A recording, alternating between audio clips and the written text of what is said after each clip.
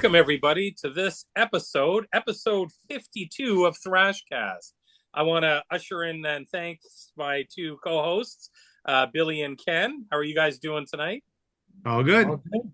Yeah. Ready to go. Yep. Yeah, we got an exciting album lined up with Testament's 1987, The Legacy. So a fan favorite by many. There it is there. Yep, Thank he's you, got Billy. it. I couldn't find my CD in the pile of shit I've got kicking around. So thank you for the album cover there. That's awesome. Want to thank everybody for tuning in, and I want to thank everybody for hitting like and subscribe, leaving comments. We're getting lots of comments. That's great. We're up to, on Horror Metal Sounds, almost 4,000 subscribers, so very, very good. And our episodes of Thrashcast on there are getting views all the time, and they seem to be going up. So a very exciting time for not only Horror Metal Sounds, but Thrashcast as well. We're Absolutely. got a great, it's a great mix there. So definitely check us out, and please like, subscribe, and definitely leave a comment. Ideas, show ideas, album ideas, what you like, what you don't like. We would like to hear it all. So please feel free to go ahead and do that. Would you guys have anything to add there? No, Nope. Man. We're all happy, dude. It's all good.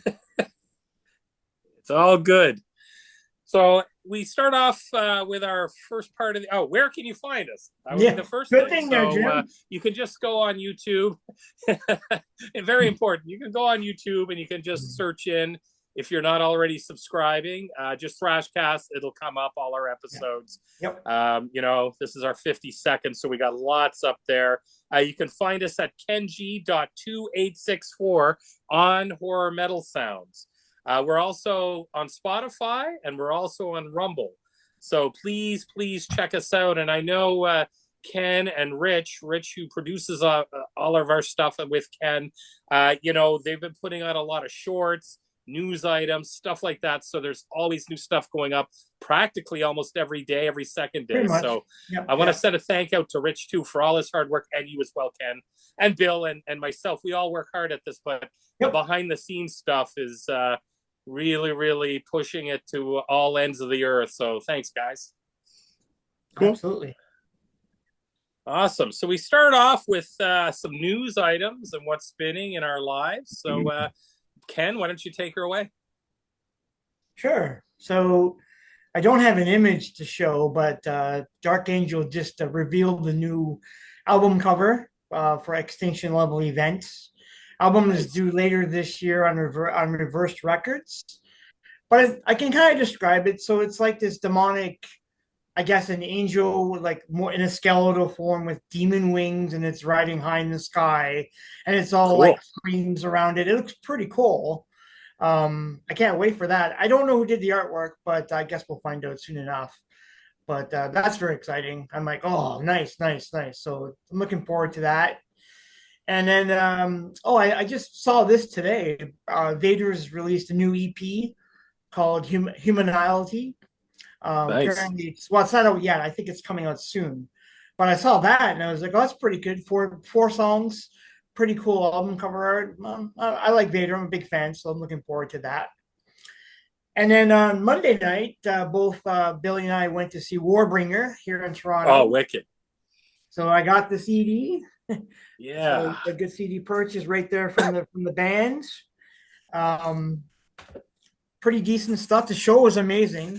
The show, unfortunately, it was like an hour set. I wish it was a little longer, but I don't know. I was really into it. I had a really, really good time.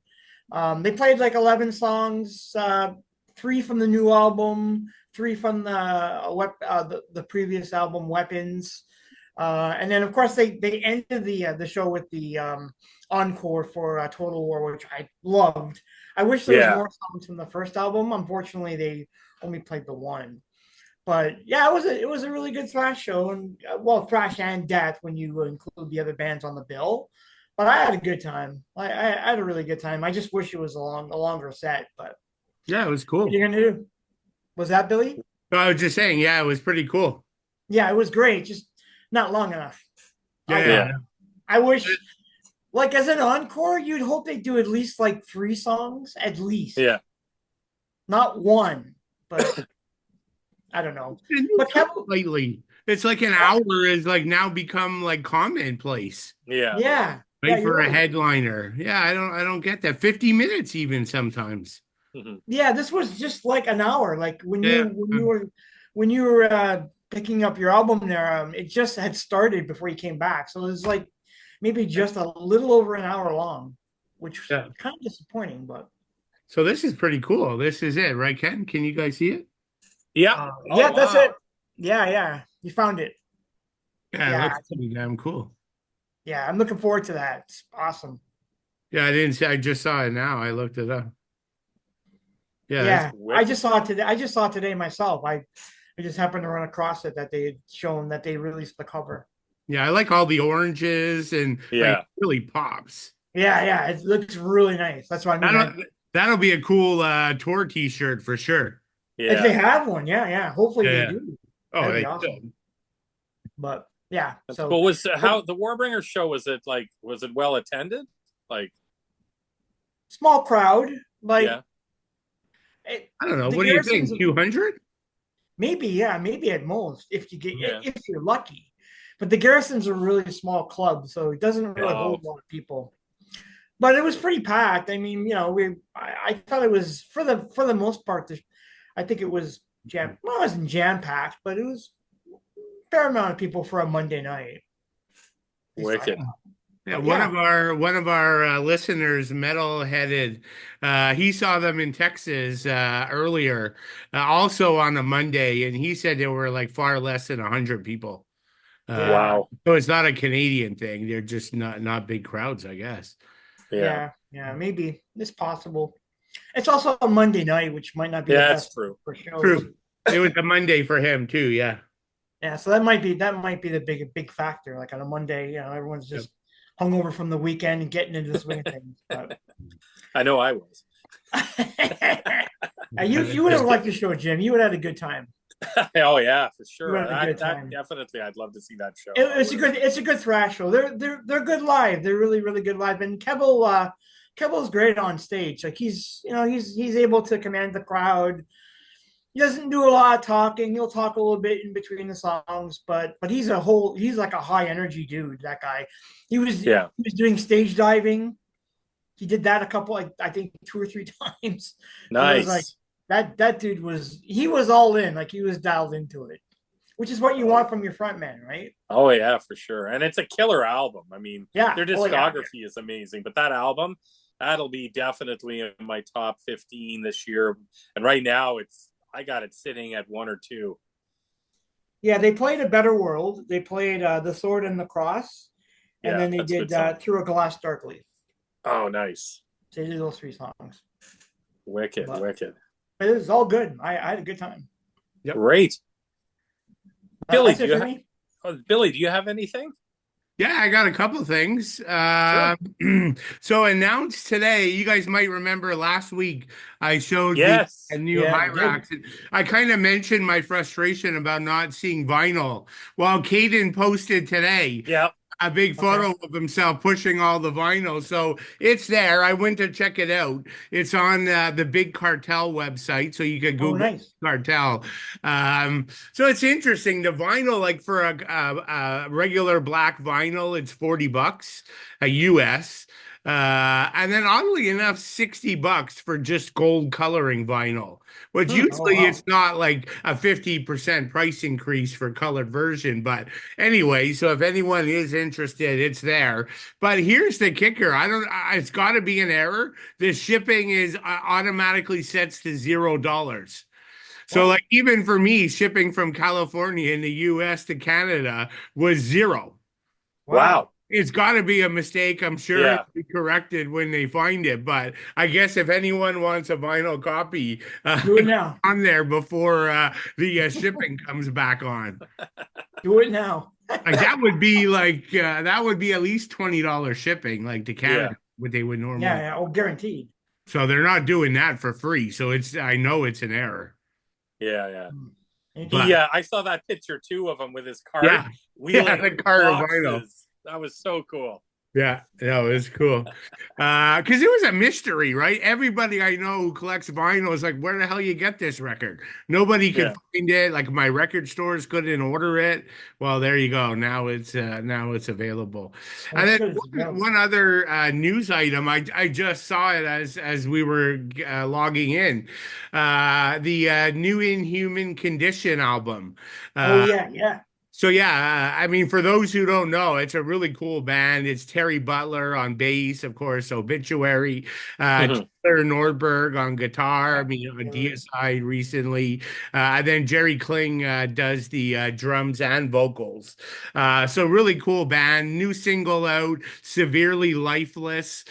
Check that out, and then the album called Mind Trap out June 27. So And the cover, Billy, the cover is awesome. yeah. Yeah.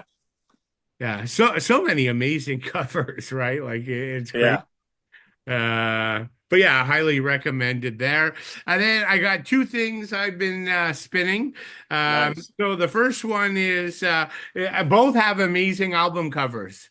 So I've Yeah. got Oh, nice. Municipal Waste, Tango, and Thrash. Yes. But it's pretty cool, right? Like Great. it's a tribute to Kurt Russell and all his movies. Hmm. So, like, just reading a couple of the first few tracks: "Escape from New York," "Big Trouble in Yeah. Little China," Captain Ron," "Backdraft," and of course, "Tango and Thrash" is the movie Tango and He's Cash. got it there. Um, There's Nice. there's yeah. the poster I've got in my room Oh, mounted cool. of He's from New Escape from York. New York, one of my favorite albums. Oh, Yeah. Sorry, one yeah. of my favorite movies. Yeah. Yeah, so pretty cool. I mean, for those who know the band, I mean, this doesn't really sound like the last couple albums. Like if you Hmm. think of them as a crossover band, this would go back to the earlier punk days, like really short songs, like many of them are Yeah. under a minute. Very punk oriented, but I think just a must for the collection for fans. But it's pretty cool. Like if you like say like really early Nuclear Assault, and that'll give Yeah. bit of a feel for where they were at. Less thrash, more punk, but there's still some thrash mixed in there. So pretty cool. Uh, Billy. Sorry, before you yeah, continue, another band who does stuff like that what's is that? Gamma Bomb. They do a Yeah, lot of Yeah. short, kind of little like kind of homage movie songs yeah, Hmm. with a punky vibe. So that's kind of cool that Municipal Waste is doing that. yeah. And remind me, they're from UK? Yes, they are. Ireland, Yeah, Ireland, yeah, Ireland. Yep. or Ireland. Yeah, which I guess is still UK. But I yeah, was yeah. thinking more like London type of thing, Britain. So I was Oh still yeah, yeah. wrong. But I my think their last album, Bats, was wicked. Yeah, yeah, Bats. It's good. Yeah, Yeah, yeah. yeah. I They think don't put out a bad album. I think I have one or two really old CDs, but I haven't heard them in like ages. So They're Yeah. great. They do a couple songs like the RoboCop one. Oh, I love that song. Yeah. They what's got a couple that are really, really good and funny. what's the like latest album? Do they have anything Bats. last year or two? Bats. Okay. I think it was 23, was it? Yeah, 23 came out. Yeah, Okay. I'll give that a listen. I'll That's a download. pretty good album. Yeah, it's pretty yeah. It solid. is. Okay. Cool. Then one more. I've mentioned this on my on various top 10 lists, but I picked up the a recent reissue, of course, from the brilliant German High Roller Records. But this is a German band. I personally think it's probably one of the best death thrash bands or albums in particular, and easily one of the best album covers of all time. Oh, wicked. Yeah, I love that cover. Yeah. Hector. Actor, yeah. Yeah. So Sweet. yeah, they've got, I don't know, like what, maybe like 6, 7 albums, I think. Yeah, or they've got a fair. Yeah, they have a fair amount. Yeah, and this is called like a shedding. I mean, this, in my view, is like hands down their best work. Yeah. This is probably the third album. There was Gollum, one other, and this guy. So Yeah, yeah, if you like death thrash stuff, like you'll love this album. It's especially unfortunately in North America, it's pretty underrated. They Hmm. didn't get a lot of attention here, but give it a spin. I think folks will like it. Wicked. That cover though, jeez. I know. That's fantastic, man. Especially Yeah. on the vinyl, eh? Who Like the did that, CDs. Ken? Is that like a famous person? I believe that's Andreas Marshall. And what's he known Andreas. for? Yeah, you've seen his work. He's did all the earlier Creator albums and stuff like that. Oh, okay. I'm pretty sure that's who that is. Okay, cool. Recorded here. Cover art. Who did you say? I said Andreas. Andreas Marshall. Is it his? Oh no, I don't. Cover artwork. That's who. That's who it would be, right? Cover artwork. Yeah. Yeah. It's Joaquin Luki. Oh yeah, I've heard of him too. He's another guy that's done stuff. Yeah, yeah. Okay. Yeah, but the I first. didn't recognize the style, but I know the name. Okay, first name Yoachim. I'm not even sure how to pronounce that, but Joachim. Yeah, Joaquin. yeah, Joaquin. Yeah, yeah. Yeah. yeah, yeah. He's So he's did a lot of German thrash album covers and stuff like that. okay, He did cool. more than a few. That's what I got. Wicked. Cool. So I've got just a little kind of a news tidbit that kind of came out. I saw earlier today. Sharon Osbourne, I think it might have been in Metal Hammer magazine or whatever online. She said she would not be opposed to eventually doing like Black Sabbath avatars. So I'm like sitting there and I was reading it, and there was kind of a backhanded comment in there with Dio, because she said like the ABBA ones are so popular. I guess there's an ABBA one. I'm not familiar with it. That sells. They did so much money and did really well. And then she said like Ronnie James Dio had something with one, but it didn't do as good. And I was like, well, come on. He had a hologram one.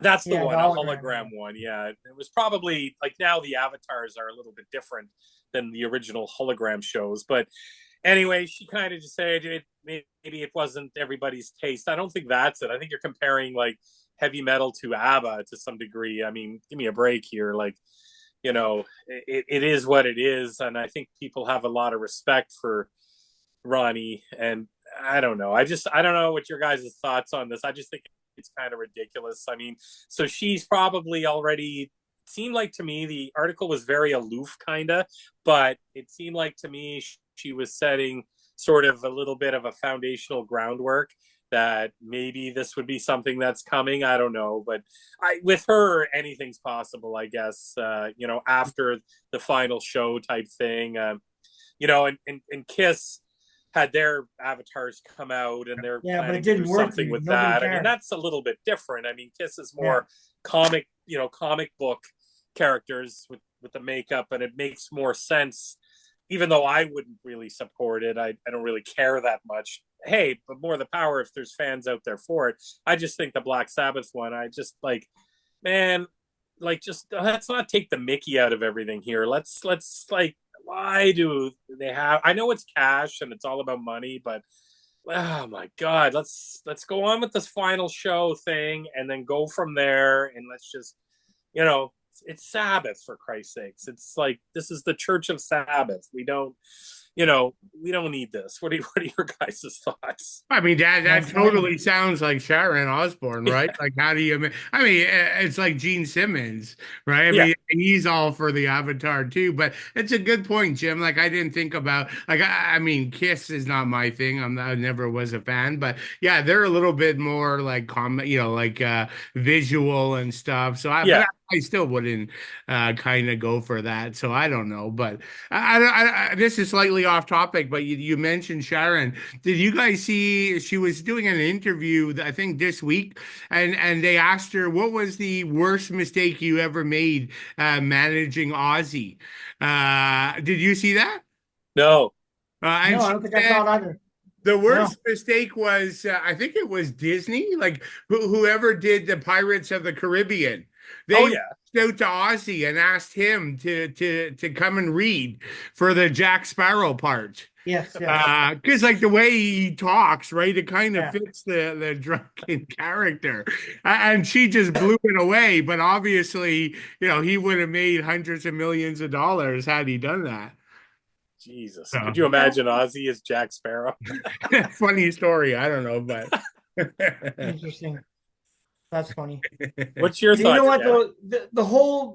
This whole thing reminds me of like, I don't know if you ever seen that, Billy, but back in the day in Toronto, we used to have the planetarium here where they Yeah, do Yes. the yeah. laser light show. That's what it reminds me of. It's just, yeah, you put the music on, you get the laser lights. That's exactly what this is to me. It's like maybe not as a cheap version, but it's just I don't know. I It's would all never right think too. that. Yeah.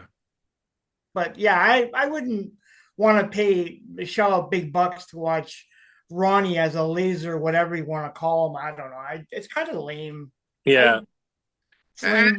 I got to see that hologram show at Wacken in like Oh yeah. 2015 or 16, I think it was. But Oh, yeah, you they saw it? did a Okay. concert, and Dio was a hologram, and How it was was it though? creepy and weird and Yeah. not enjoyable and just Yeah. awkward. And so, yeah, as far as I'm concerned, holograms would be no different. Yeah. Yeah. Holograms, avatars, Yeah. laser, whatever's. I don't know. It's just to me, But yeah, it's like, your comparison to the planetarium is totally true, right? Like, yeah. yeah, it's not Because that meant. was the first time that they started doing that way back Yeah, when. yeah. Because I saw the Floyd, I went and saw the Pink Floyd one, and Yeah. Yeah. it's like it kind of works for what it is, but I mean, I don't know. I don't I like think a this. planetarium, basic planetarium show, listening to 2112 by Rush would be cool. But you'd That have to would take be, something before you go. yeah, that's true. That's true. It would be good. It would work. But yeah, But yeah, I it's a wanted to lame. bring that up with Sharon. I find it's just like, oh, this constant milking of the old acts are driving me nuts. Uh, And if Well, she that's wants to because make money, just get like Tony out there with Tony Martin.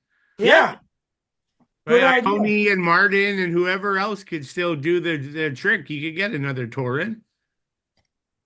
or come out with Good. some unreleased. There's got to be some unreleased stuff Yeah. somewhere that, like, fans like us would buy this stuff, a show or something's Well, has I'd to buy the be. Tony Martin stuff for sure if that was Yeah, I released. love the Tony Martin era. Yeah. Yeah, me too. Like this may sound morbid, but do you think they're waiting for like the death of Ozzy? Like, like when artists die, the record sales go crazy. Mhm. Like, I don't know, maybe they'll release all this like stuff like when he's passed, unfortunately. Yeah. Well, the same debate's going on with Eddie Van Yeah, Halen. exactly. Yeah. Yeah, I true. mean, like he's got apparently a whole crap load of demos and crap that's waiting to come out, and there's been Yeah. all kinds of conjecture about how to do it, when to do it. So, yeah, I mean, it seems to be a thing for these artists to do that. Even David Bowie, apparently, when he Yes. died, he left specific instructions for his kids to release his music, whatever. He's got shit loads of it. I think even Prince does too, apparently. I'm sure. So all Yeah. these artists have it. Like they have all this shit. Yeah. But So, it's when Ozzy does pass, my God, that's going to be a blow to the metal community. Even oh yeah. though he's in rough shape, we still have the least he's there, and it's like it's just that's going to be a dark day for sure because he's such a pivotal figure. Sad. And then But you anyway, contrast it with Angus Young, who just turned 70. wow. And he's still on stage going Oh yeah, insane. Yeah. still rips it. Yeah. I give the guy props. And when I'm spinning, picked up a few new things. So I got the latest Alien Weaponry Oh, yeah, you bought that. album. Man, T-Raw. So these guys are really, really cool. They've got 3 albums. This is the 3rd album. Really liking it. It's kind of mixed between, it's got some thrashy elements. It's got maybe some traditional elements, but I kind of compare it to maybe like old school, not thrashy and heavy like old school Sepultura, but that sort of tribal part of it, Yeah, which that's I what I've heard. really, Yeah. really like. You've got these guys, I believe they have, I think it's Maury. Yeah, I could be they're butchering more, it, and yeah, I yeah. apologize. What is it? Maury. Maury, yeah. They Yeah. have Ancestry, and a lot of their lyrics and songs and stuff. There's some on here, which is really, really cool. And it just, it's sort of I find the language pretty cool how they sing it, and it's kind of got that aggressive kind of nature with it, like kind of like the way Sepultura did it back in the original days. I really kind of liken it to that, although it's not as heavy or as brutal as that. but it is still pretty heavy. I really like it. Cool. And I picked up kind of a one here that was under my radar, but I got the double live Blind Guardian live album, and I tell you, wow! When I put this on, I don't even think I've listened to this digitally, and if I did, I don't remember. But I got this at my used record store, and man, it has just blown me away. It's now probably got at least in my top 10 live albums of all times. This, I've listened to it probably, I got it Sunday. I've listened to it at least 10 times from disc to disc, 2-disc set. Really, really like it. And man, the sound production on it's really good. Great picks of tracks on there. I really, really like it. So, and lastly, I picked up what is it here? I gotta say it right. Vitriol, the death metal from, I believe, oh God, where are they from? I think they're from Portland, Oregon, I believe. Wicked death metal band. Wasn't 100%. I'd listened to some of their tracks before on some, it came up on my feeds over the past few years, but I decided to pick up this album. Was 2024. It's called Suffer and Become. This is one hell of a brutal piece of death metal. And I also, next week, I'll show my Vomitory CD I picked up, I think from 2023. Yeah. Holy cow. And I think, Billy, you had done a record review of that. Yeah, that was the first review I ever did. Yeah. No, I got to be honest. I've been waiting for it. It went on like an $8 sale, and I was like, oh, I'm picking this up because I was listening to it digitally, but man, I just forget how brutal that band is. Now I'm chasing down some of the missing catalog I have. So wicked stuff. So cool. Yeah. That's what I've got, guys. So some good stuff there. So we're going to get into the questions here for the album that we've done Testament before. Everybody knows Testament.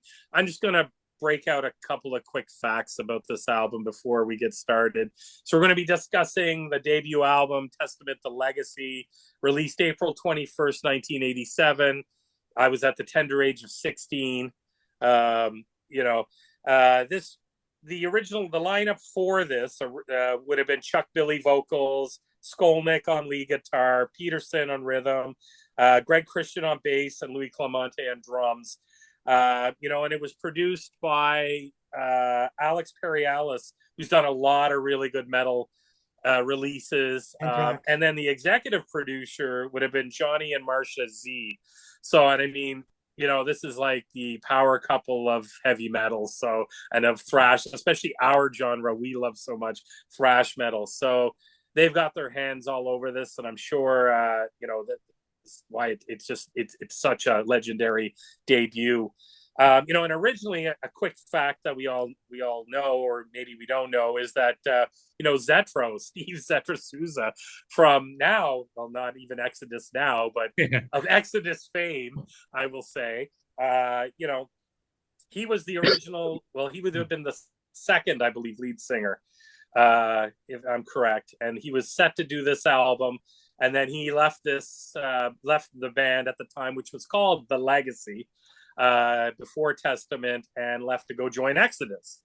And then they ended up bringing in Chuck Billy, who many of them had worked with before. So, do you guys have anything to add with the history of this album?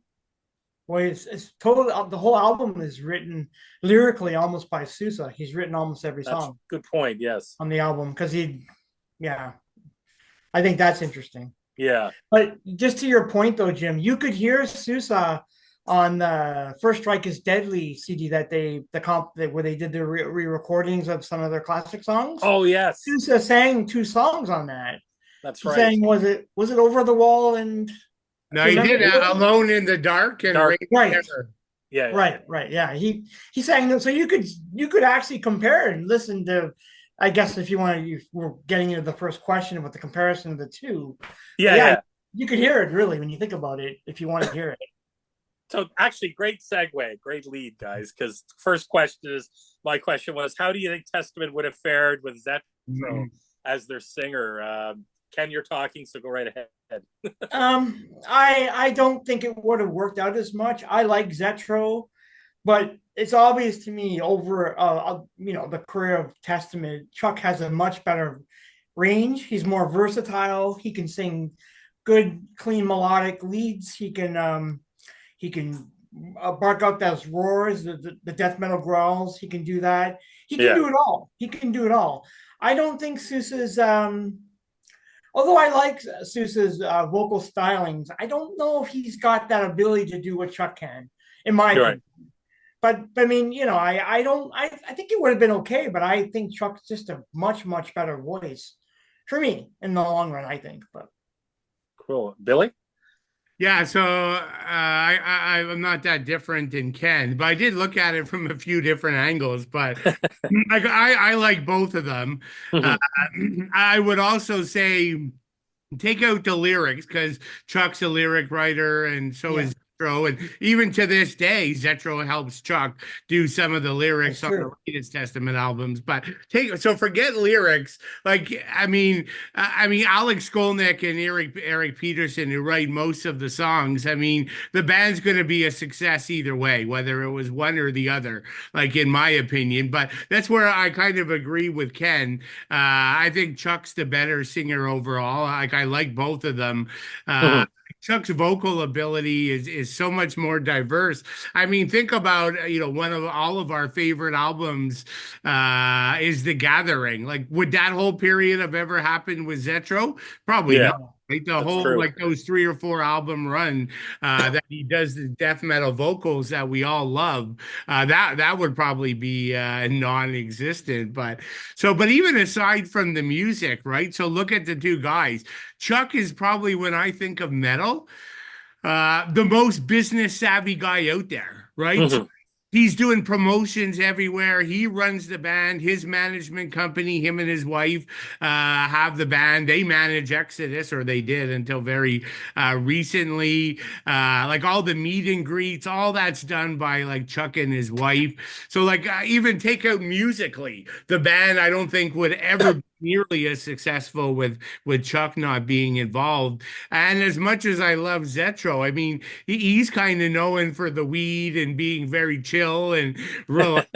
And like, I don't think he'd be there pushing the band to success, where Chuck sort of, True. even Alex Skolnick, he's a key part of the band, but he's off in New York, and when the tour is booked and ready, he comes, plays, and leaves.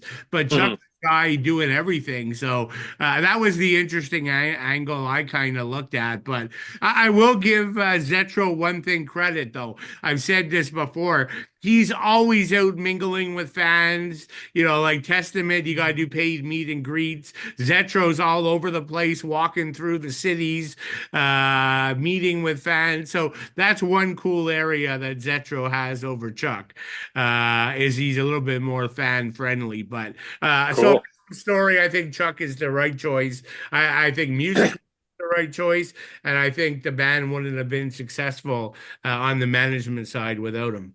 Mhm. Well, Billy, take question number two. I mean, we already kind of broached it a bit with John and Marcia Z, as well as Alex Perry-Ellis. How do you think they obviously had their hands all over this for their production? How do you think the production of this debut album? Because we're usually fairly, not necessarily critical of debut albums, but a lot of the bands we like or we talk about started even early, obviously earlier than '87. So usually, like for instance, with Kill 'Em All, I know one of the biggest criticisms that come out from that is, the production wasn't as good as it obviously would be if it was done years later. What's your thoughts on the production of this album? Yeah, so you know me, I'm often complaining about production. Uh, and so like I actually don't mind this. Like I don't think it's too bad, right? Yeah. I mean, unlike last week we were talking Rigor Mortis, amazing album, but the production sort of is one of Mhm. those things that kind of always like gives me a gut punch when I listen to it. But yeah, not with this case. And Alex P, I mean, Yeah.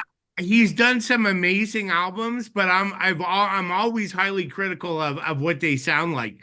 Like his stuff is so thin when he produces it, right? And so that this is not his typical MO in terms of the way an album sounds. I mean, I'll give you an example of Alex. What he's known for is "When the Storm Comes Down" by Flotsam and Jetsam. It's Yeah. probably the most thin production in the history of like thrash metal.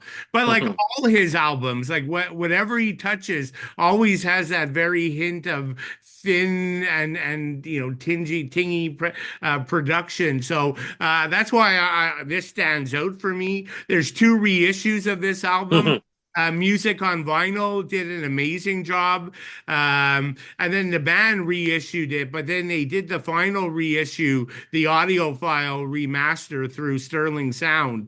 And that was pretty damn good too. So I Yes. both the music on vinyl and the Sterling Sound are sound even better. So yeah, no complaints from me. And wasn't Billy the originals tapes are lost, aren't they, for this and the next album, weren't they? Well, Or are they? I don't know. It's confusing, right? Because when I bought it, so you mentioned it, right? So that's Yeah. it here. The Yeah. this is the Sterling Sound one. But like it actually had a hype sticker. Like you guys know, the hype sticker is like the thing that talks Yep. about it, and it said "mastered from the tapes." Uh, Oh, okay. so, but that's tricky, right? Because then they may have had a backup tape, and so it's not Mhm. the original tape. It's the backup tape, or it's the original tape, but it has fewer, like it's a 6 track instead of a 4 or whatever. So yeah, maybe like marketing wise, they could say original, but I Right. don't know about that. But I know it sounds pretty decent. Ken, what's your thoughts on the production of this?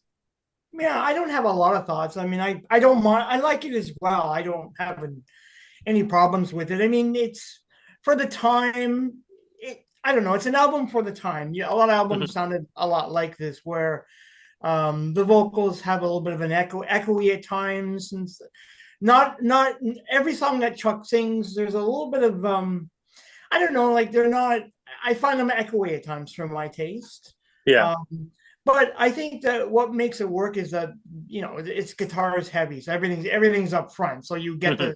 you get. I think people get lost with the with Skolnick's guitars, so they don't really even have time to think about it. But I think it's okay. I Yep. do agree with Billy that Perilous is a very kind. Yeah, his work is thinny, and he's worked with Anthrax, and I've always had the same opinion that yeah, Anthrax is a very mosh heavy guitar band, and yet yeah, the stuff he's done is yeah, it's all right, Yeah. but it's okay. I mean, I don't mind this album. I think it works, and maybe it's because both John and Yeah. Marcia had a hand in some of it as well. So if it was like a solo project by Alex, I don't know, maybe I guess we'd all be arguing more about it, but I think it's all right. I'm Yeah. okay with it. No, I agree. I mean, if John and Marcia probably being the executive producers, Mm, probably pushing for that better sound, I think it sounds great. I mean, my favorite album of all time, as I've said a million times, is "Kill 'Em All" by Metallica. But the production on this, I find way better. mm. But I mean, I love this album and I love the production on it as well. And that's a great point you guys bringing up with Alex P. His stuff tends to be a little thin, and this definitely doesn't have that. So that's kind of cool. And Ken, Okay, you Billy. Sorry, Ken. oh, sorry. No, go ahead, Bill. Billy, Yeah, what go were you ahead. gonna say? Huh? Oh, You I you were gonna say was something? just gonna ask. I didn't want to cut Jim off though. Oh, No, go ahead. So, Ken, you mentioned like what are the Anthrax albums he did? would have been he Like would have State of worked on Euphoria, right? I think Sound of that's White one. Yeah, Noise, State of Euphoria. yeah. Okay. But Yeah. he didn't do Among the Living though, right? No, no, No, no. Among the Yeah, Living's not done by him. was it the yeah. "I'm the Man" EP? Yes. Yeah, Yes, he did that as well. yeah, Yeah. Okay, cool. Yeah. yeah. No, that's cool. Ken, sticking with you, I mean, we all know Testament, we all love Testament, but what do you guys think of the name change? Like, I mean, I know there was another band, I think it was an AOR band named the Legacy or whatever, Yeah, but they or Legacy. What yes. do you think? Okay. Like, do you think the change was good, or what's your thoughts on the Oh, name? I well, think it's okay, let's put it in perspective. Okay, yeah, so like you got songs in this album that are based on the occult, witchcraft, nuclear war, and global destruction. So what do you think is the better band name? Honestly, Yeah. Legacy? No, it just.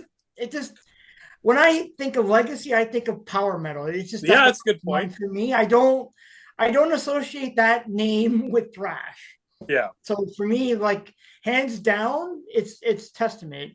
And kudos for Billy Milano because he's the one that suggested the name to the band for them to do it. So, and also, biblical references. When you think of Testament, that's the first thing that comes to mind.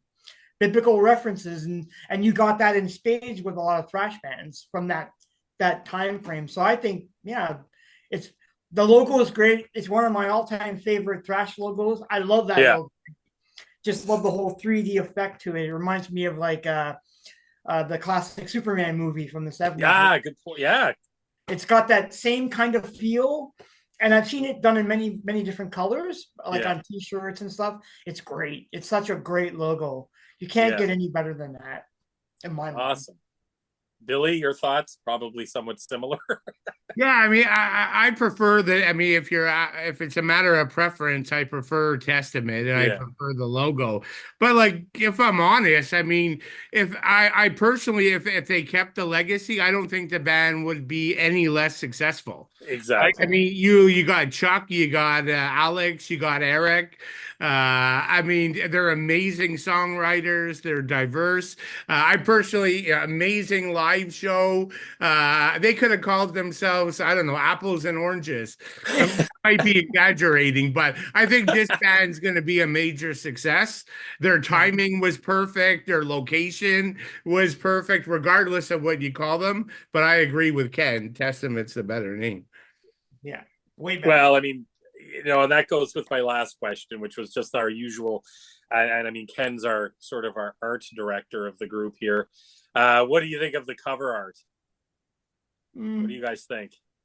It's okay. Now it's done by Dan Murrow, who actually was a musician. Believe it or not, he was in a band called White Tiger from 78 to 82. So he quit playing music and he decided to go into doing photography and design for a living.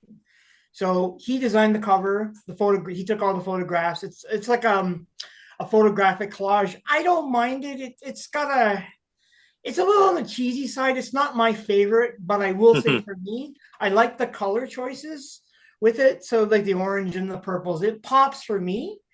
But I think it's okay for a design for an image. Funny thing about Dan though, I reached out to him a few years back when he's on my LinkedIn page, and because he runs a design agency called Fast Forward Unlimited. So I reached out to him to do an interview because I wanted to hear his perspective on Testament, but we never could line up a date to do the interview. So unfortunately, that's when I had to let go. But yeah, I think it's okay. That's all. Yeah. I think it's all right. It's not my favorite. Billy, your thoughts? Yeah, I agree with Ken. Like it would never be on my top 25 album cover list. Yeah. I mean, the logo, I would have been just as happy with all black in that logo down the center. I don't know. To be honest, I was hoping Ken would have some big concept of why it all works and how it comes together. But I guess there's nothing to make me like it anymore. And I don't know. To be honest, I might like this one better. I know blasphemous to change the album cover all these years later, and I would never suggest any band does it. But if I'm just looking at it, this is a bit more ominous, and I don't know, I kind of like it better. But you lose what Ken talked about, right? The orange and the reddish background, so that you kind of lose that part. But it's okay. Yeah. I think it's good. I think now I can't stop thinking about Superman when I see that on the cover of the Testament. Because that's exactly what it's like. It's like, okay, that's cool. I mean, I kind of like it. I guess it probably, it's a debut album. I guess they had limited abilities to decide what they exactly wanted. But yeah, I like that new release that Billy's got there. That cover looks more like it would intrigue me a lot more as a 16-year-old. Although I did love this. Well, I did buy this originally because of the album cover itself. So Yeah, really, really cool. It's better. I would agree, Billy. It's way better. Yeah. What do you think, Ken? Like, so look at the logo. So here's the logo that we all love. Yeah. So tell me the TES couldn't have easily been THE. And then the other part be the legacy, and you still get that A, which is part of the thing, and you'd still have it in the legacy. So I don't know, you can practically reproduce it with the legacy. You could, you could definitely do that. It's possible. But I like Testament better. Yeah. It just rolls. It just, I don't know. It rolls off the tongue. Testament. I just prefer it. Like, I agree. I don't know. No, you're right. Well, it also, like, all the content of the album you brought up, which is a good point.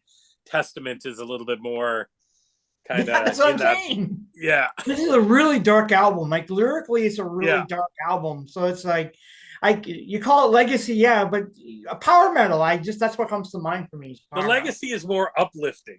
Yes, you got it. Striper, the legacy. No, I'm just kidding. Anyways, cool guys. Well, no, that's awesome. Thanks for the questions. That was good. So we're gonna head into the album deep dive. And, well, we're going to start with Ken. We'll start with you with Over the Wall. You're going to get over the wall on this one. Yeah, this is, it's a thrash standard for them. They do play it live a lot. High energy thrash. Yeah. Really, it's a riff fest right from the start. Like, right up to that 34 seconds, and then you get that huge chug. Whoa, when the chug starts, it just goes. There's a nice gang shouts, lots of good chorus. The chorus Over the Wall is pretty good. Chuck does a nice shriek here at 156, which I like. And then the solo, solos are solos, right? There's never a bad solo for Skolnick on any of these songs. None whatsoever. And it's all about escape. Like, lyrically, it's about being confined and finding a way to escape, which is kind of an anthemic theme in, I would think, thrash metal. So, but yeah, as an opening song, it's great. Wicked. Billy, your thoughts on Over the Wall? I actually think it's the best song on the album. Like, I'm a big fan of the album, but I find they started strongest. But hell, that's just a matter of personal opinion. But Ken hit like a lot of the highlights, and it's going to be the highlight of most of the songs.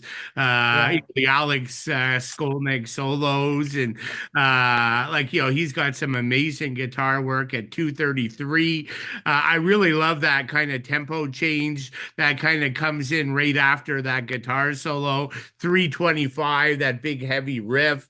Chuck does, this is probably the album he does the most higher range scream. Mm-hmm. Right, he gets lower and lower with this, like on New Order. You don't hear a lot of that higher range stuff, right? Like, he has one at 3:55, and some of these songs have some really they're like in the screeching highest end of his range, right? So I always prefer him when he's down slightly deeper, but it's still pretty cool. I mean, this chorus, it's simple, but it's incredibly effective. I mean, as Ken said, it's a staple of the live show. I love it live. It's a great song. Just, it's what Testament does well, right? They know how to write really catchy songs, catchy as hell. Eric is a riff master.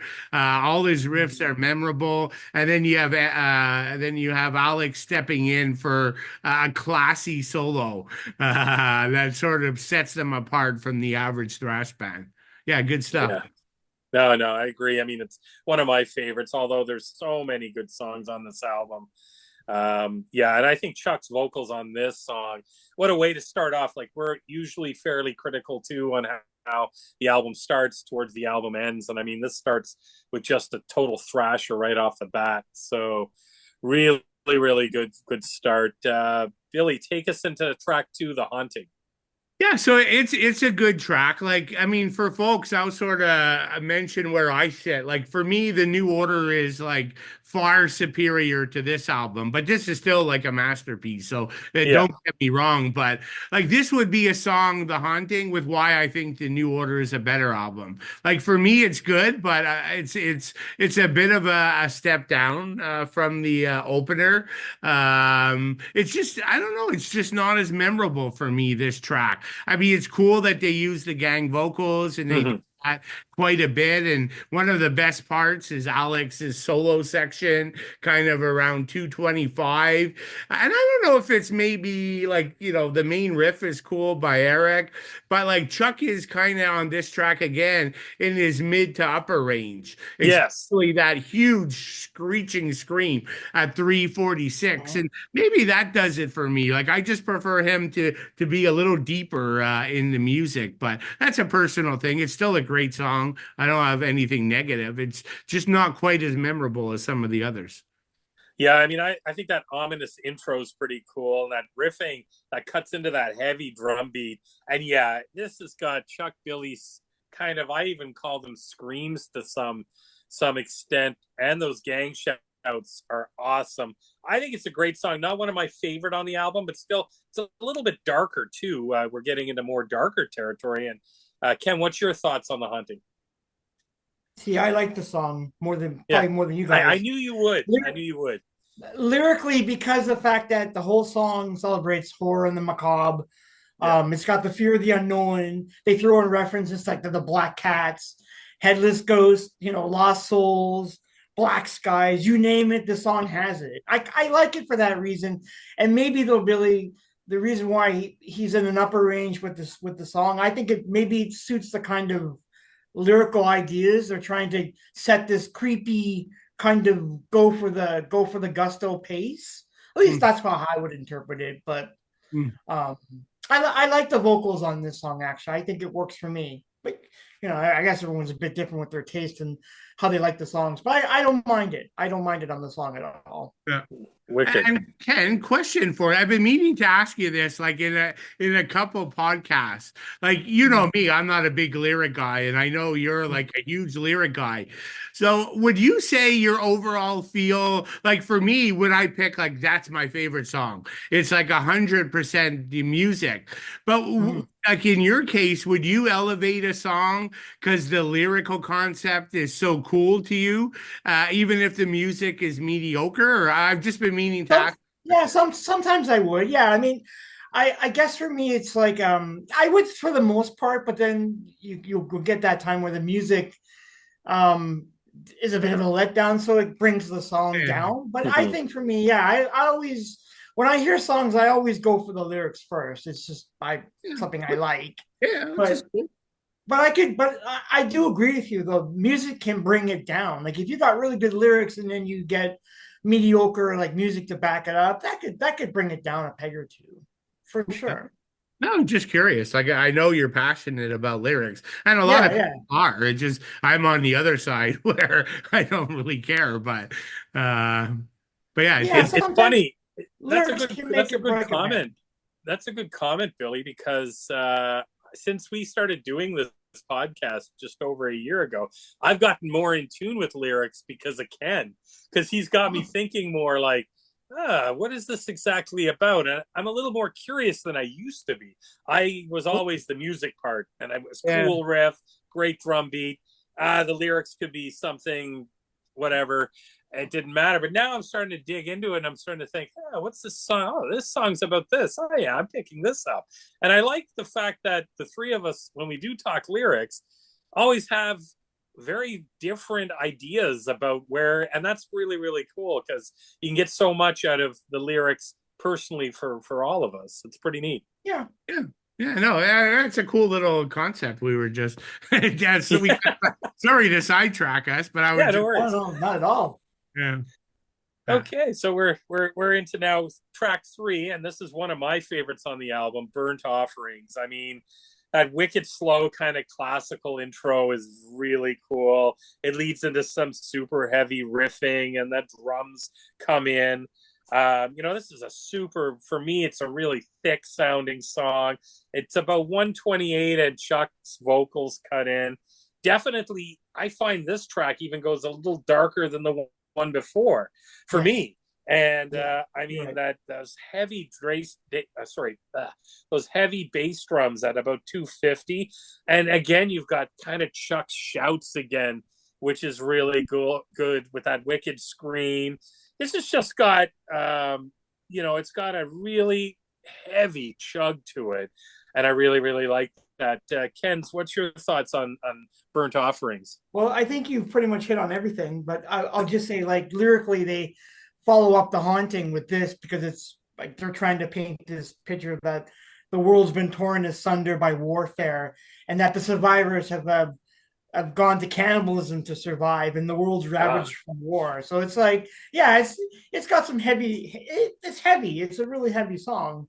So I think in response to being a heavy song, that's where you're getting like that really heavy chug, Chuck screams. Yeah, it's a really good. This is another really good song. I would think. And it's great that they're at least overcooking the meat because they have less risk of salmonella. Good one. That's a dad joke. Billy, what's your thoughts on Burnt Offerings? That's a total dad joke. Yes, it is. No, I like this one a lot better than the last one. Is one of the better songs on the album. I mean, musically, you guys hit like everything. I would just add it has one of the better choruses and one of the more memorable choruses. Yeah. Works really good live. Everybody shouts along and kind of sings along, so that's kind of cool. And I guess a slight interest. Yeah, it's very heavy, and they don't really. It has that slower melodic guitar intro like to the track, but there is that like at 3:45. It's pretty cool where just out of nowhere, Eric explodes. I mean, not Eric. Alex explodes into a solo, but it's a very small solo. Like, even though this song is like just over 5 minutes, it doesn't have like as big of a solo section as many of the slower songs. But still, I love this song. It's great. Cool. Great. Billy, take us away and send us into the raging waters. This is another wicked song. Another great song. And like Chuck's still, I think, finding his way. Yes. Or, like, experimenting with his voice, right? So this is one of the tracks I find that's the case. Where it's he's definitely incorporating a bit more melody, especially towards the beginning. He's using a bit more real singing versus shouting. And then other times he's in his very like heavy lower range, which I really like in this song. So that's pretty cool. Another great sing along chorus. Yes. Waters is great live. Kind of has everything like that you love. You got Eric's riffs and you got Alex's solo and everything we're gonna talk about. The drumming is always pretty solid on here. I mean, Louis, not Gene Hoglan by any means, but like, given where the songs were at, he does a pretty good job. And I always like Greg kind of on bass. And again, he's not Steve DiGiorgio, right? He's a little more, but like him and Louis hold the rhythm section down. So that's great. And I kind of like the way, that's a bit of a tangent too. I just went on, but I do like that ending Chuck scream that he does in the moments, right? That's really cool. That kind of stands out too. So another great song. Yeah, no, wicked. Ken, what's your thoughts? Billy pretty much said it all. I mean, the chorus is the best part for me. Raging Waters. I just love the way he handles that. And what's a better song about talking about the Bermuda Triangle? Yeah, I think it's great. Like, it's like, that's a new one for a thrash band to come up with an interesting, I guess, concept to write lyrics about. It's a great song. Everything Billy said is pretty much what this song is about. Yeah, this is one of my favorites. I love the lyric "Devil C, a triangle." Yeah. It's pretty cool, and I find this song too as kind of an old school, maybe original Metallica sound to me a little bit. But Chuck's, you guys bring up a great points about Chuck's voice. I find it's different than the last two songs in this song, but he's kind of experimenting a bit, and it really, really suits the song. I think it does.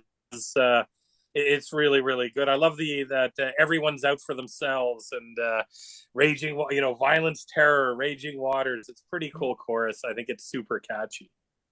Yeah. So no, good stuff.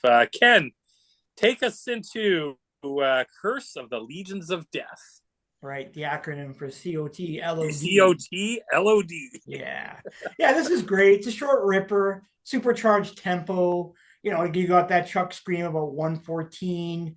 It's got that, it has a big chorus, and it's followed by the solo, which is great. It's short, sweet. I also think it's a little bit almost proto death metal. It's getting to that that side of things. The vocals are a little bit on the harsher end, but it works. It works as a very short, simple, right to the point, and a gut punch for me. Yeah. Billy, what's your thoughts?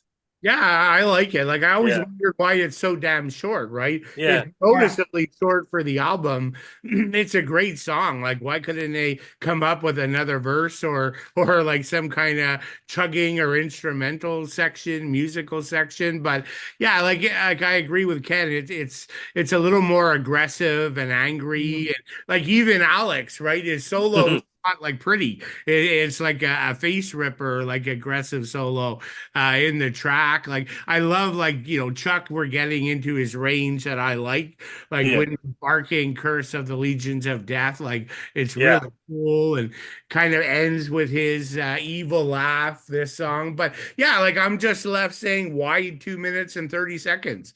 I don't get that, right? It's a lot of things to work with. And yeah, it's interesting. I don't get it. Like I saw Testament 3 times recently playing this album, and probably the best they played it at Wacken in Germany. It was great. Then they played the album in a Milwaukee Metal Fest, and they cut this song. Like I couldn't. Like, why would they not play this song? And actually, I think in the Toronto show recently, they may have cut it as well. So yeah, like I don't get that. Like it's just a great song, and I don't know, maybe because it's 2.5 minutes. Like if they need to save a few minutes, this is the song they go to cut it. I don't know, but yeah, it's a great song. No, I like it. I like it as well. I mean, I love that whole thing. Curse of the Legions of Death, provoke the dead. I mean, it's wicked.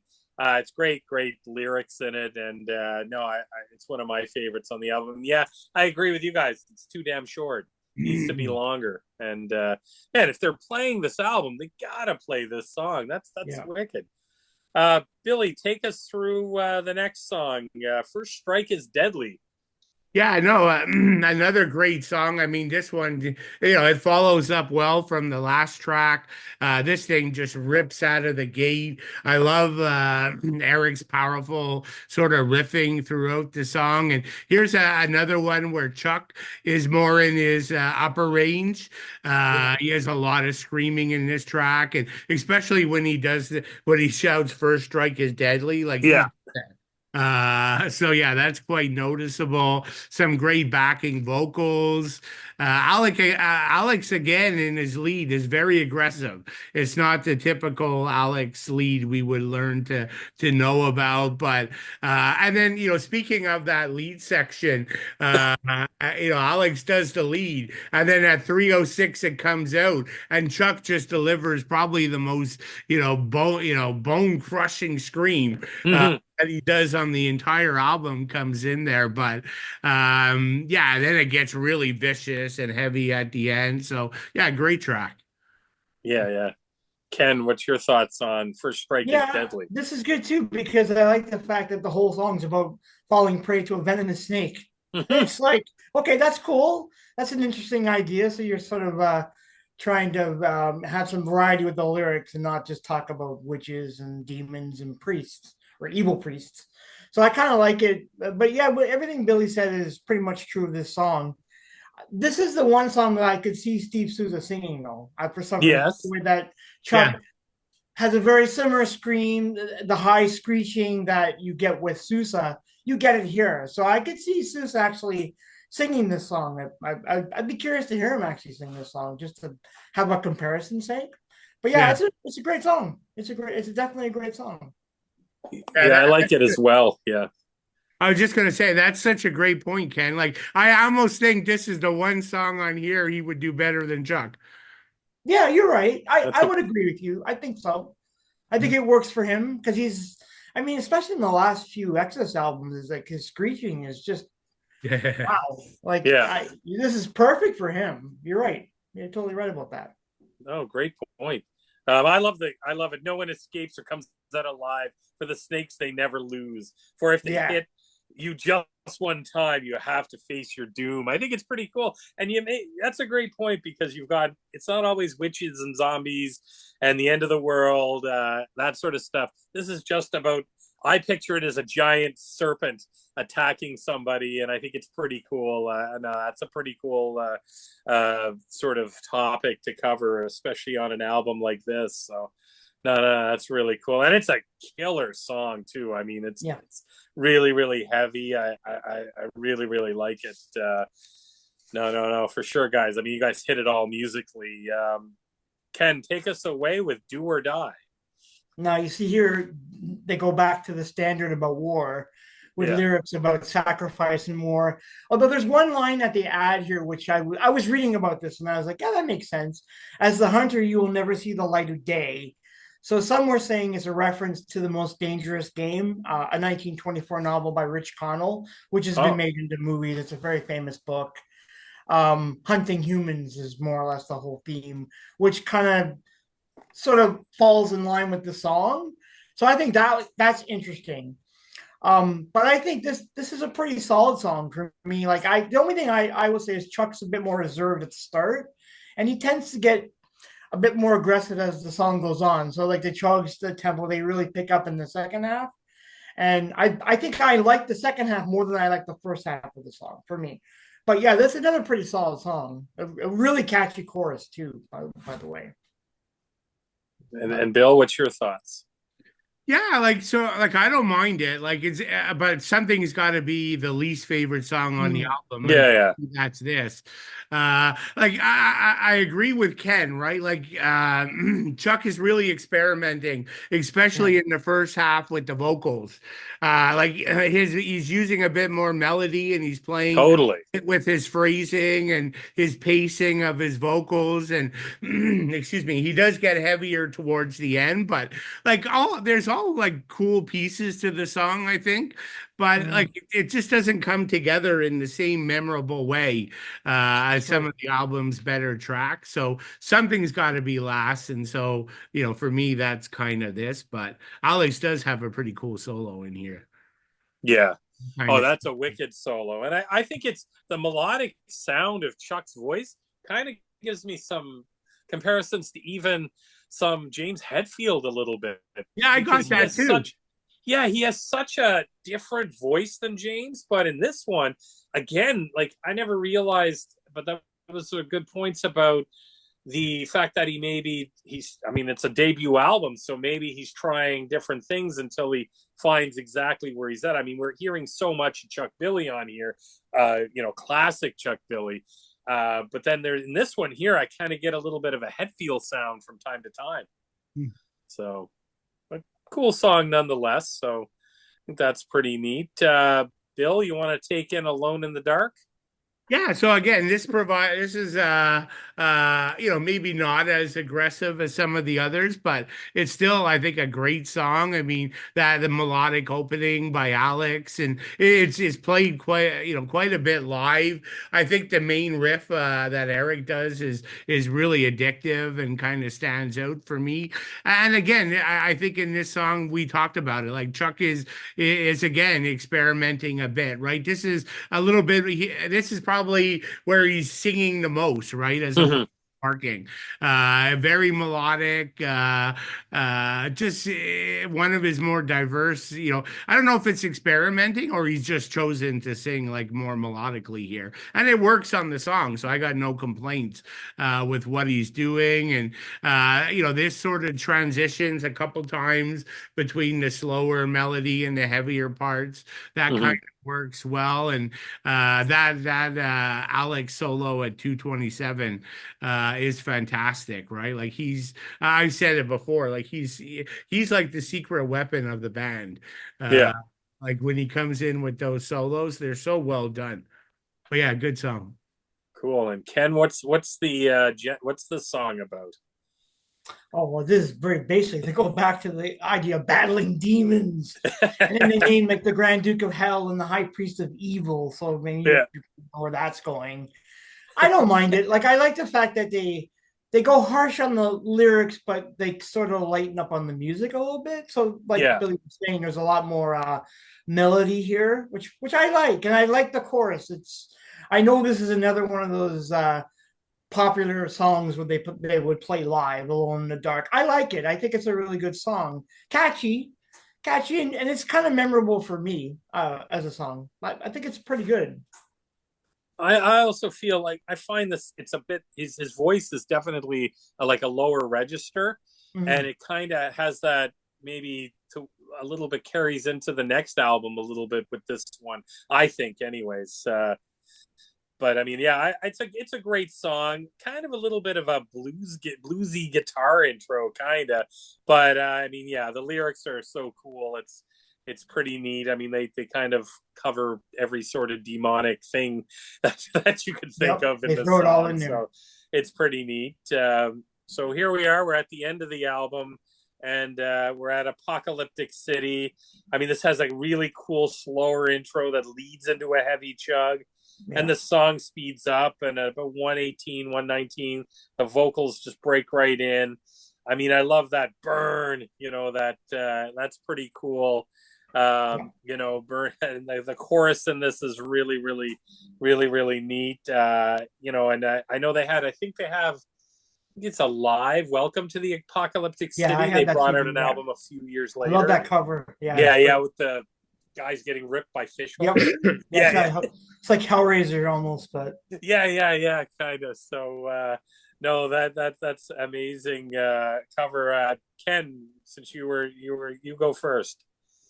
Yeah, I mean, the song is supposedly about a pyromaniac who's planning to burn the city down.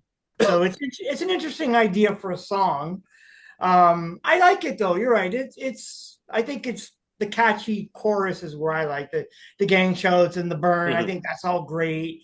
But there's like one little bit of a part, like 350. I love that there's this little bit of guitar interlude there for a second. I just love it. It's just so great. And I always go back to that little section just to hear it again and again. And it works for me. But the song overall is a pretty solid song. I don't know if it's as good as the opening. I think the opening is still better. But as a closer, this is all right. I can live with it, but it doesn't. It's just about this album doesn't have a perfect opening and closing song. The song's all right, but the opening song is way, way better. But I dig it. I dig it. Yeah, I agree. I think for a bookend, it's not bad. At least it's not a cover or anything. That's right. No, I agree with that as well. Yeah. Billy, what's your thoughts on the last song? Yeah, I mean, literally every bullet point, every note I had, you guys hit. So, yeah, I agree. I also don't think it's, I think it's a great song, but it's not as good as the opening song. So there's a very minor letdown, I guess. But I don't know, very minor. I don't know, but yeah, it's a great song. So not that big of a letdown. And like you guys said, I love that part, like where the burn. Yeah. Every time I hear that, I always think of the movie Backdraft, where what is it like? Where Kurt Russell is asking that the Canadian actor, the arsonist, Donald Sutherland. Yeah, Donald. What do you want to do with the world? Burn it. Yeah, burn. Every time I hear this song, I always think of that movie scene, which is so powerful. That's right. He's the Cool. pyromaniac, and he's like, burn. And he's Yeah. just so evil. Yeah. In And that he's like, movie. what do you want to do to the world? He's like, Burn it. burn it. Now I got to go watch Backdraft now. But yes, I remember that part. So that takes us to the end of the album. I mean, what do you guys have? You guys, I mean, Billy, I know you've seen them live. I know, Ken, you've seen them live. Believe it or not, I've actually seen them twice. So that's kind of cool. What did you guys think of the live shows? They're great live. Yeah. I don't think I've ever been to a show with the band where they haven't been good. All of the shows. How many times have you seen them? About 5 times. Oh yeah. Yeah, and every time I saw them, I thought the show was great. I've never left going, this was garbage. Like they're always been good. Even the last, I think it was like 2017, I saw them. Chuck was actually, he sang with the Flu, and he was still great. He was still great. I mean, the guy, I give that guy props. But yeah, they're a great live band for sure. And Bill, you've seen them lots, I take it. Yeah, I mean, this is like a main festival band, Yeah. right? So they like I'm easily in the mid 20 range. Like I mean, just last year I saw them 3 times because of all the concerts, right? And when they do festivals, they kind of do them all when they're out hitting. So it's easy to see them, like for me, anyways, like 2 to 4 times in a given year. But yeah, they're fantastic live. They never disappoint, and you know, and it's kind of interesting because this kind of goes back to your first question, Jim, about Zetro or Chuck, right? Like, you know, Zetro's still great live, but he's far more subdued. He's sort of strolling the stage, still has a pretty good attack. But Chuck's vocals, like to this day, are as good as they ever were, right? Like, and like better now. Yeah, you're probably right? I think they're better now, actually. Yeah, I agree. Yeah, and you see Chuck, right? Like when they're touring, they'll put, you know, the band posts their backstage like footage, and Chuck tours with an exercise bike, like his Peloton, and he's always working out, and like yeah. So like I just think live, they're still at the top of the game. I don't think there's many old school thrash bands who sort of take touring this seriously and do it this well to this day. So yeah, very impressive. Well, I think the fact that he had the cancer too, I think that's a big factor. Like it great point. It changed his life. I mean, he survived, and you can tell like after that happened to him, the band had a kind of a renewed interest because everybody came back from the original lineup. Well, mostly, I mean, with the exception of Louis Clemente, who couldn't, but everyone was there, and it just had a renewed sound. So I think that has a lot to do with it, I would think. Yep.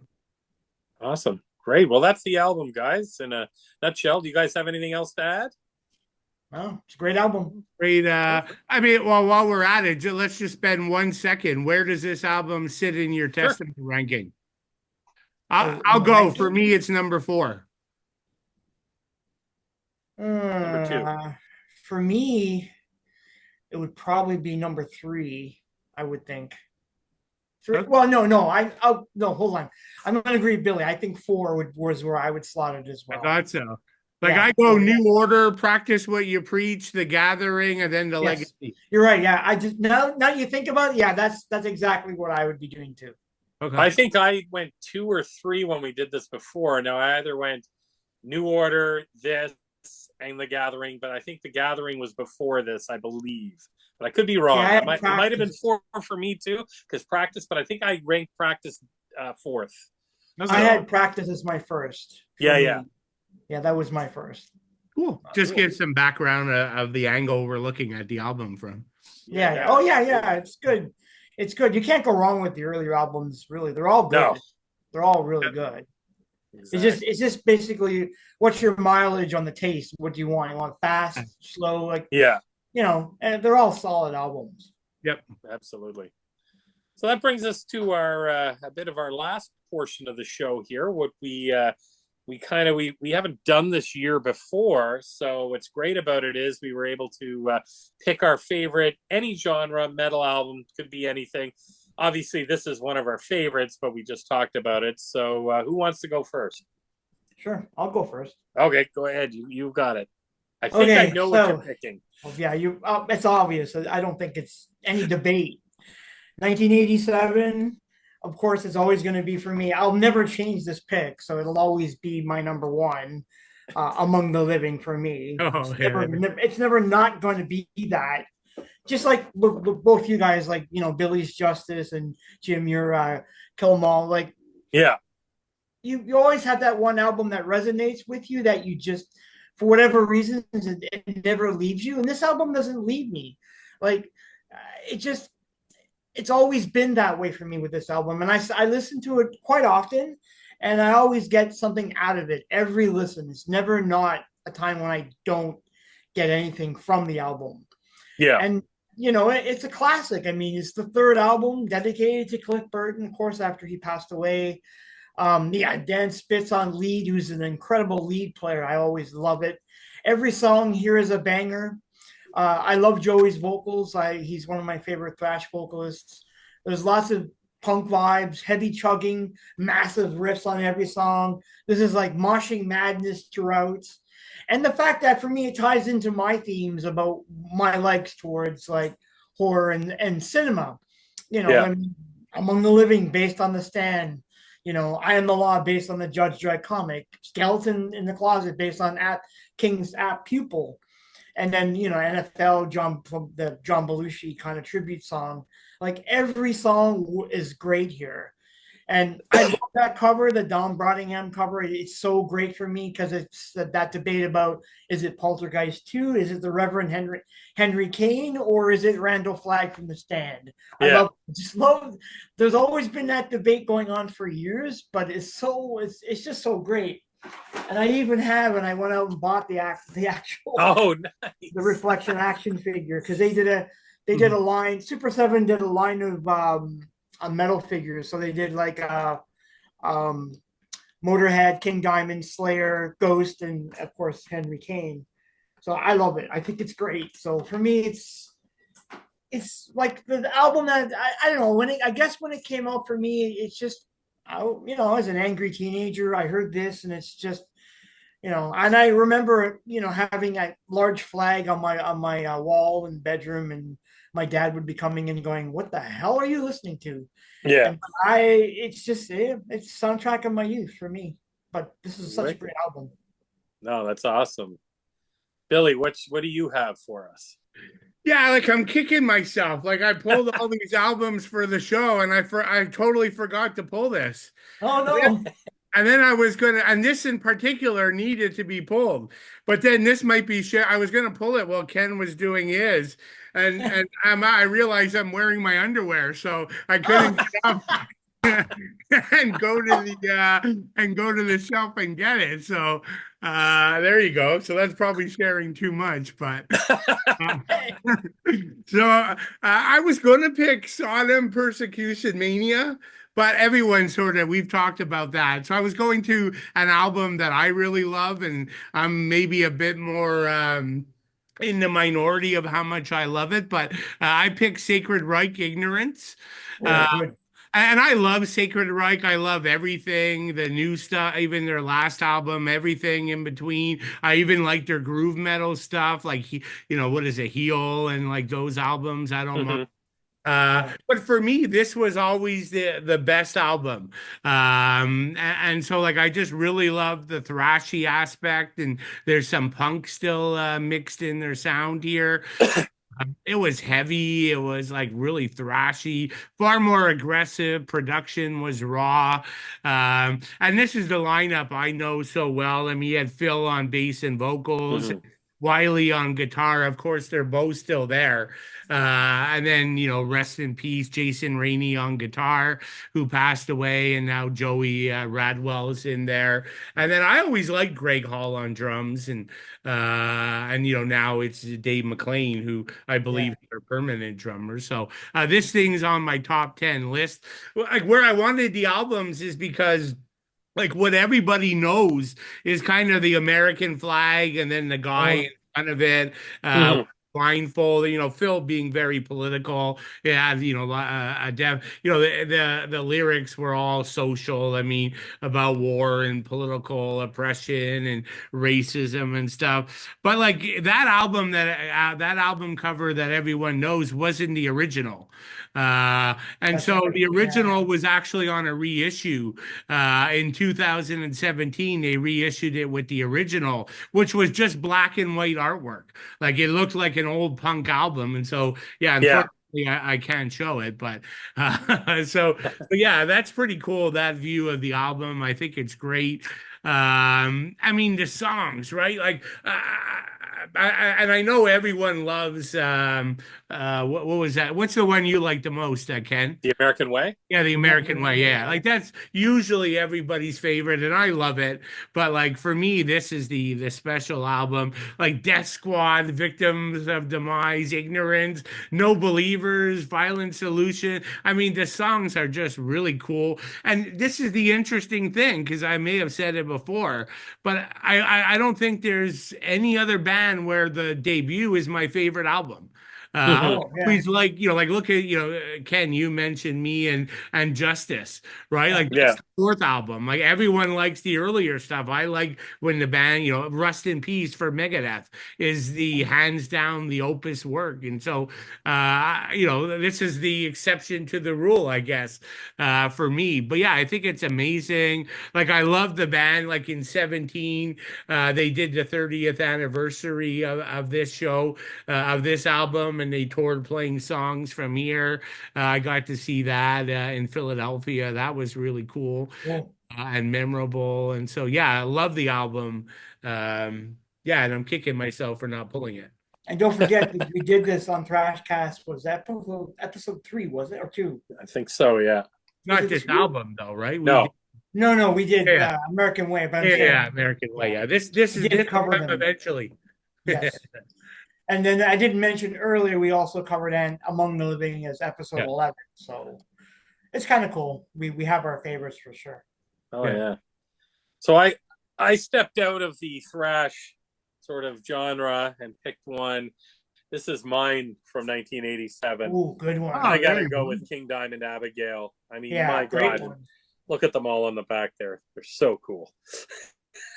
Or metal personified, Jim. Yeah, love this album.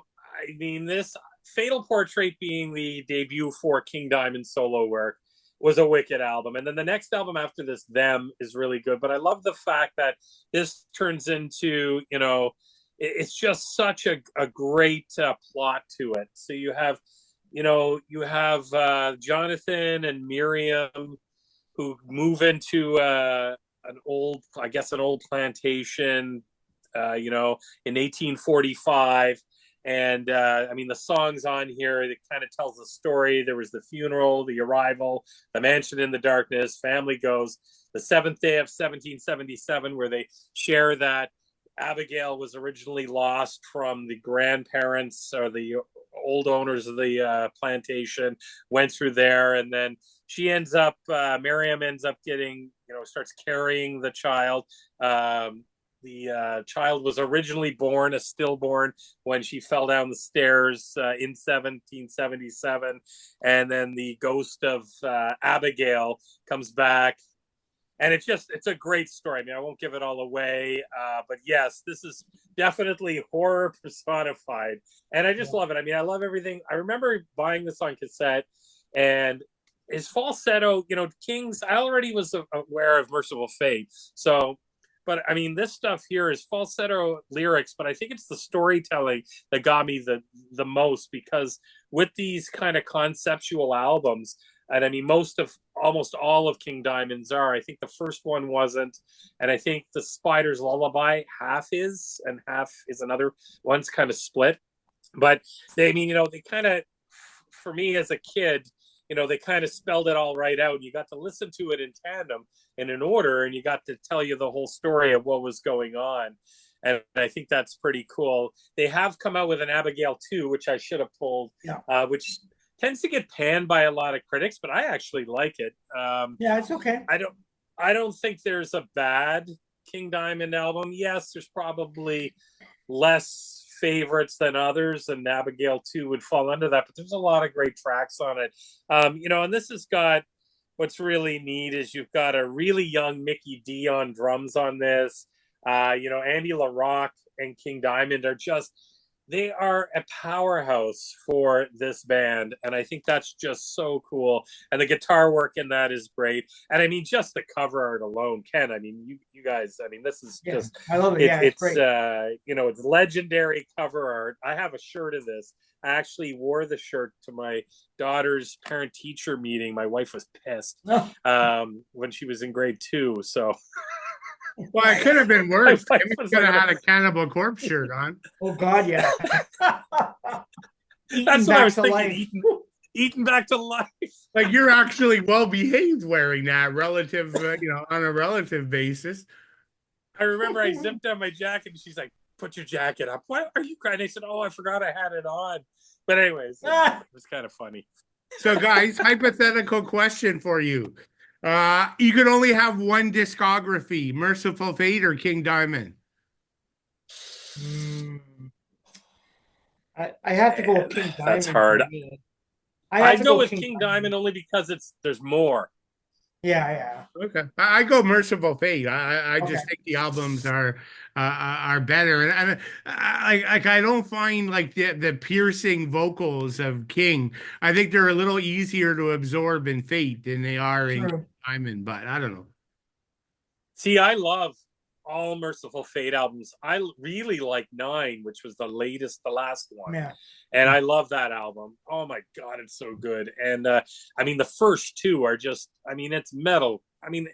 Actually, the whole discography, I don't know, that would be a hard one to pick because, man, we've got Abigail 2, Spider Lullabies. Okay, there's some of the King Diamond albums that are kind of midway and towards the end are not as strong. I think maybe Merciful Fate's discography is probably a bit more consistently, but I just love the storytelling of the King Diamond albums. And the next one after this, Them, is just, I should have brought it out, is just another great one. And then you got Voodoo, and you've got so many good Conspiracy, so many great plots.